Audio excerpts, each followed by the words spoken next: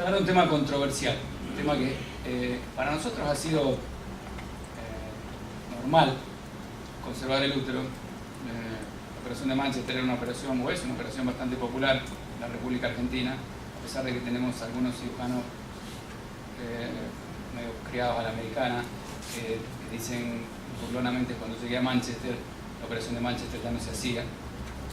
Pero la verdad que no había mucha racionalidad para semejante burla, y es probable que hemos hecho, como tantas otras cosas que hemos hecho en medicina por default durante 100 años, porque la cirugía del prolapso de los órganos pélvicos empezaba por la histerectomía, a pesar de que en el año 34 Víctor Bonnet escribió, y todos repetimos, no sé cómo se dice así, estúpidamente, la histerectomía no cura el prolapso, la histerectomía no cura el prolapso, y seguimos arrancando el tratamiento por la histerectomía. Si mi papá viviera, me repetiría lo que me repetía siempre, y me decía: nene, ¿vos entendés lo que lees? Porque da la impresión que durante muchos años no entendí lo que leía, y durante muchos años hice exactamente. Y esta conferencia no se basa en algunas otras conferencias de review de la historia, sino que básicamente se basa en mi perspectiva personal del problema, y es probable que tenga montones de errores, y es probable que no estén de acuerdo, y en evidencia disponible, y es por eso que los voy a invitar a que discutamos o que compartan conmigo algunos de los pensamientos a continuación. La primera pregunta es que si el default era la histerectomía, probablemente, como todo en medicina, tenga que haber alguna excepción a la regla, y la primera pregunta es: ¿quién puede ser una candidata a guardar el útero? Y en la opinión mía y de la literatura, probado que el paciente no tenga riesgo de patología uterina evidente, o de hecho patología uterina existente al momento, lo cual sería demencial, cualquiera puede ser. Y esa patología uterina existente, desde los riesgos establecidos en la literatura, está solamente para 3 condiciones. Una es el uso de medicamentos tamoxifeno o tamoxifenosímiles. Además está decir que la señora que está recibiendo estrógeno en alta dosis sin oposición con progesterona tiene otro problema, no la histerectomía del prolapso. El carcinoma colorectal hereditario no asociado a poliposis colónica, y la hiperplasia endometrial no tratada, otra vez como dice el primer ítem, patología presente, sería demencial no hacerlo. Es decir que en esas condiciones, y en ausencia de patología existente o en ausencia de esas 3 condiciones de riesgo, quien quiera preservar el útero es finalmente una candidata, habida cuenta que nos hemos cansado de repetir que la histerectomía no cura el prolapso. ¿Por qué yo pienso así? ¿Por qué pienso yo y mucha gente? Nada más que a mí me toca dar la conferencia. La primera es que el útero es un órgano valioso, al menos para nosotros, y mal que le pese al primer mundo, entre comillas, hay más de un mundo fuera de ese primer mundo. Es cómico como en el primer mundo y en Estados Unidos le prestan atención a la biografía que escribe Elisabetta Constantini de Italia, porque Italia forma parte del ombligo del mundo, y no le prestan atención a la biografía que puede venir de Argentina, Uruguay o Paraguay, porque claramente, como decía mi papá, formamos parte de lo que flota y no del hilo. Entonces, es muy interesante ver qué pasa acá. ¿Qué porcentaje de las mujeres de ustedes les pide preservar el útero? ¿Cómo le explican a ustedes a las mujeres qué es lo que le van a hacer? ¿Cómo se le ocurre que es de valioso el útero para las mujeres que ustedes atienden? ¿Es valioso o no es valioso? Sí, levanten la mano los que creen que es valioso. La mayoría cree que es valioso. Fíjense qué interesante. Esta es una encuesta que hicimos nosotros hace un año largo. Son 632 mujeres de 2 centros de Buenos Aires. Un centro de gente rica, nuestra oficina, un centro de gente pobre, el Hospital Pena, donde Iliana, mi socio, es el jefe. Fíjense qué interesante. Después de explicarles lo que les voy a mostrar a continuación, las consultamos, o sea, gente intelectualmente a lo mejor un poco más elevada y gente a lo mejor intelectualmente un poco más pobre. ¿Qué hacer? Luego de informarles para qué servía la histerectomía en base a la evidencia disponible al día de la fecha.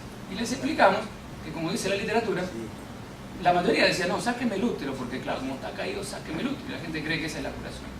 Pero la gente cree que esa es la curación porque los cirujanos le damos la derecha.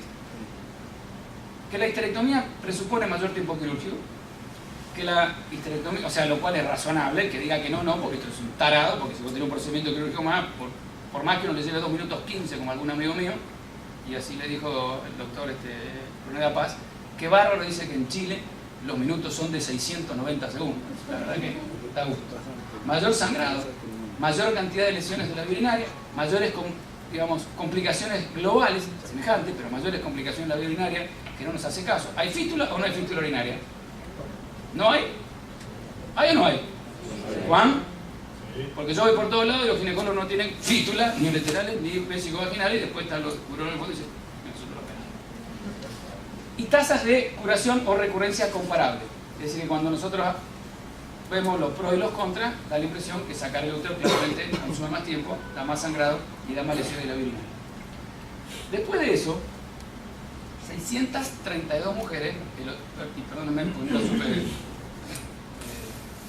pasar al castellano, porque no sabía manejar el PowerPoint. 632 mujeres, 82 dijeron, bueno, guárdemelo si es posible. Y un porcentaje muy pequeñito dijo, bueno, guárdemelo si es beneficioso, porque parecería que, bueno, entendió que por ahí era beneficioso. Un porcentaje minúsculo dijo, sáquelo. Otro porcentaje que no entendió mucho dijo, sáquelo si es beneficioso, a pesar de que le habíamos dicho que parecía que no era beneficioso. Y un porcentaje más o menos igual que los que dijeron, fíjense qué interesante, sáquelo, dijo, haga su mejor criterio. Y para nosotros ese mejor criterio pasó a engrosar ese 82%. Es decir que, para nosotros, cuando toda vez que la paciente no tenga riesgo endometrial, como sea, convenientemente informada y consentida lo solicite, para nosotros es un firme candidato a preservación uterina a la hora de corregir el colapso de los órganos. ¿Por qué pienso así? Porque el carcinoma endometrio no es frecuente para nosotros. ¿Qué es más frecuente en Argentina? ¿Cáncer endometrio o cáncer de ovario?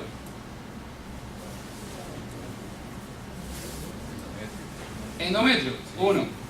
Levanten la mano lo que dicen cáncer endometrio. 1. Según el INDEC, el endometrio. Muy bien. ¿Y todos los demás dicen que el más frecuente es cáncer de ovario? Para mí sí. Muy bien. Fíjense qué interesante, porque carcinoma endometrio no es algo que forme parte de nuestra preocupación. Se ve que el INDEC no lo lee a Capitanich.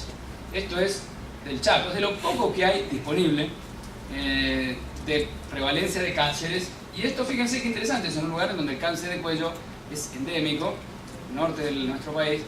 Alguien me dijo, bueno, sacamos para prevenir cáncer de cuello, para prevenir cáncer de cuello hacemos Papá Nicolau, no hacemos histerectomía, en términos generales. Fíjense qué interesante, ¿no? Cáncer de ovario es más frecuente que cáncer de útero. Y en otros lugares, fíjense qué interesante, cáncer de mama, mucho más prevalente. Y fíjense qué interesante porque decimos, no, bueno, prevención de cáncer de endometrio. Y sacamos cifras de Norteamérica. 4 veces más frecuente el cáncer endometrio en números porcentuales por 100.000 habitantes en los Estados Unidos que en la República Argentina. Es decir, que probablemente haya otro mundo diferente de donde escriben los libros. Y ese mundo diferente pareciera ser diferente en los lugares de América Latina en donde uno puede encontrar biografía. Esto es de lo poco que hay disponible, fácilmente accesible. Y fíjense qué interesante, en Colombia también el cáncer de ovario es más frecuente que el cáncer de endometrio. Entonces, yo quiero que levanten la mano los que hacen histerectomía vaginal del prolapso, si sacan los anexos también. Porque yo no, y jamás lo he hecho. Es excepcional. Excepto que el paciente tuviera riesgo familiar de cáncer de ovario, la histerectomía no se acompaña de oforectomía o de anexectomía bilateral. ¿Quién lo hace? Nadie lo hace. Es decir, que si nos llenamos la boca diciendo, no, vamos a sacar el útero porque entonces vamos a prevenir la patología endometrial y que yo, tenemos que prevenir la patología anexial. Porque da la impresión que por estas latitudes es tanto o más frecuente. Vamos a sacar el útero porque existe la posibilidad que la señora pueda tener alguna otra patología preocupante en el futuro, sobre todo si es joven. Es razonable, ¿sí? Es razonable. ¿Cuál es la prevalencia de cáncer endometrio a ciegas en un paciente asintomático? ¿Cuánto es poco? Depende de la edad. Poco y nada, me encanta. Yo pienso igual. Depende de la edad del paciente. Globalmente, visto una población, así, agarro acá. ¿Cuánto es la prevalencia? ¿Cuánto se le ocurre? 10%. ¿Quién da más? ¿Quiénes son los que dicen 10%? Levanten la mano. ¿Quiénes son los que dicen que es menos? ¿Cuánto menos? 5%. ¿Cuánto dicen lo que es 5%? 1. ¿Cuánto dicen lo que es 3%? Ese es el trabajo de Cleveland Clinic. Es el mejor trabajo y único de la literatura en esas condiciones. Se llama el riesgo de patología endometrial no anticipada por el médico en mujeres asintomáticas. ¿Vieron ahí? Es 0,3%. Motivo por el cual le pregunto a Mark Walter, pero ¿qué decir por qué carajo siguen haciendo la histerectomía vaginal? O sea, sacaron dos clientas, sacaron 709 úteros para beneficiar a 2 o a 9. En el mejor de los casos, esto es 1,4%. Bien interesante. En el mejor de los casos, 9 y 8, 17. ¿Sí? 2,7% de prevalencia de patología, si querés, de riesgo. Si vamos a arrancar que patología y enfermedad simple tiene 3% de riesgo, casi que no es de riesgo. ¿Okay? Y fíjense el resto. ¿Cuáles son las patologías prevalentes? El grueso de estas mujeres son posmenopáusicas, el grueso de las patologías no significan absolutamente nada. Es decir, que por el riesgo actual o potencial, uno en términos generales en cualquier pensamiento oncológico no trata a 100 para beneficiar a 1,5, ¿no? Así hacemos en oncología.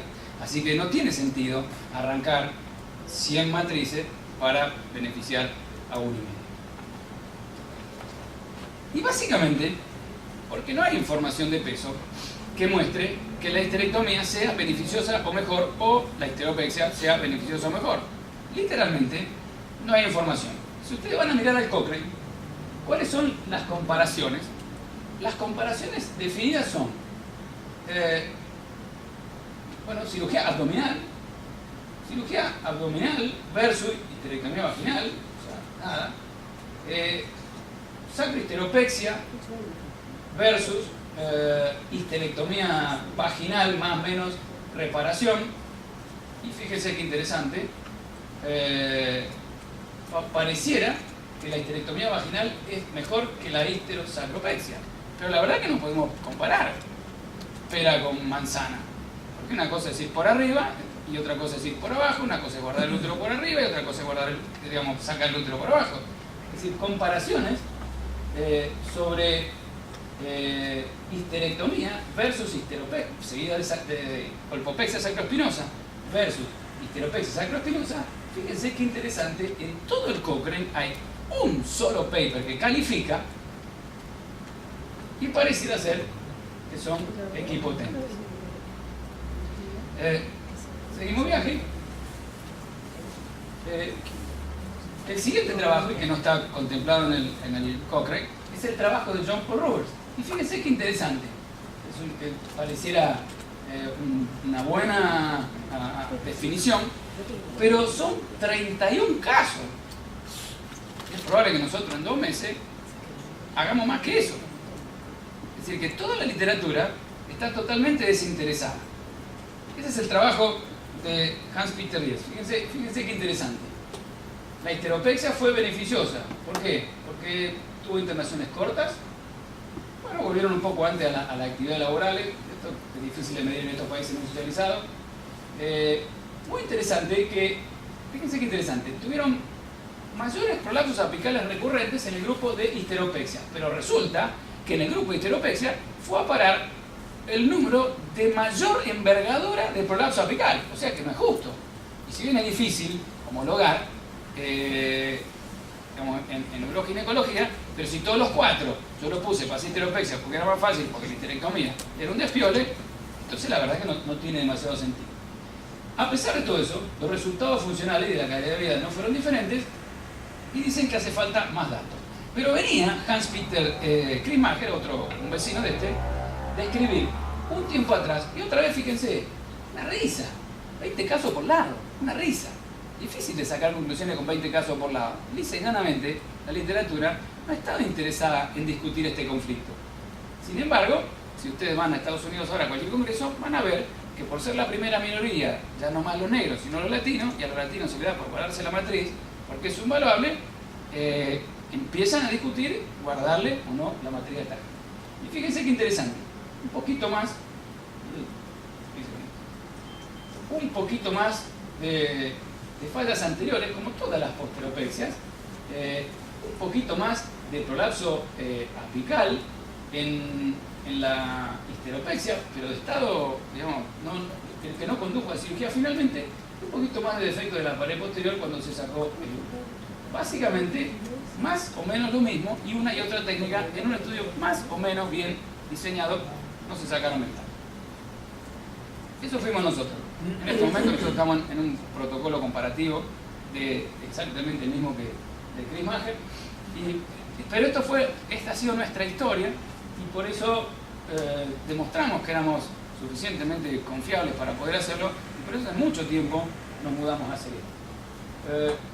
Esta fue nuestra experiencia inicial utilizando los arpones como los que utilizamos hoy de dos marcas comerciales, usando un bloque de malla, un kit entero o un puente de malla como usamos hoy, un puentecito de malla, con pacientes estadios 3 y 4, 40% de los pacientes estadios 4C, 82 pacientes, un buen número, con un seguimiento mínimo de 3 meses, un seguimiento promedio por encima de los 9 meses. Fíjense qué interesante, casi 9 de cada 10 de nuestros pacientes es un procedimiento totalmente extraperitoneal. Eso hace que sea muy confiable y que uno no tenga, es un procedimiento totalmente alejado de la vía urinaria, es un procedimiento técnicamente sin riesgo ureteral. Eso hace que uno pueda mandar a la casa a los pacientes rápidamente de manera muy confiable. Un dato muy interesante para nosotros fue que cuando usamos parches de malla tuvimos hasta 12% de anomalía de la cicatrización y 0%, son pocos casos, de anomalía de cicatrización cuando usamos un puente de malla, un pedacito como usamos hoy.